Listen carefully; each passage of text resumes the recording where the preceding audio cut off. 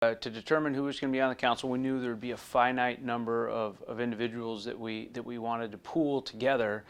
So I solicited chiefs, sheriffs, and district attorneys across the Northern District to give me names of retired and active law enforcement officers and prosecutors that they felt might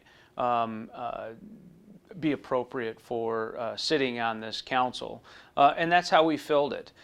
We didn't fill it based on gender identity, race, any other sort of factor other than they're an experienced law enforcement professional who understands the policies, procedures, in sort of legal aspirations of a shooting review.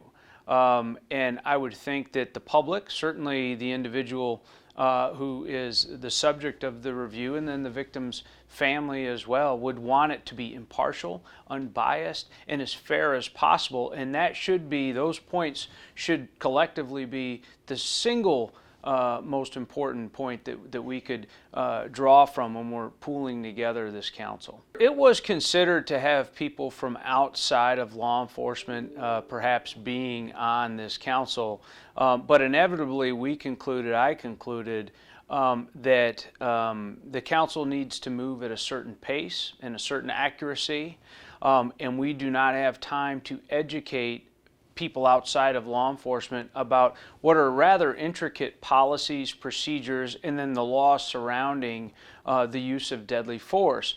We do have to have a certain amount of shorthand in this business. We can't just re-educate folks or educate them on new aspects and nuances of the law. And the law changes, and so do policies, as our sort of technology changes and population changes. Body-worn cameras are obviously a hot topic. That wasn't an issue 5 years ago. That wasn't part of our policies and procedures or something that we would have even to review a decade ago. So it's important that we are able to offer the service with professionals, not with folks who believe themselves to be educated. But unless you're in law enforcement for a period of time, you can't learn this stuff in a couple of years. You have to sort of graduate over a series of decades to really understand what law enforcement goes through every day, what is purposeful, what is neglectful, and certainly what is appropriate under whatever policy and procedure that we're reviewing.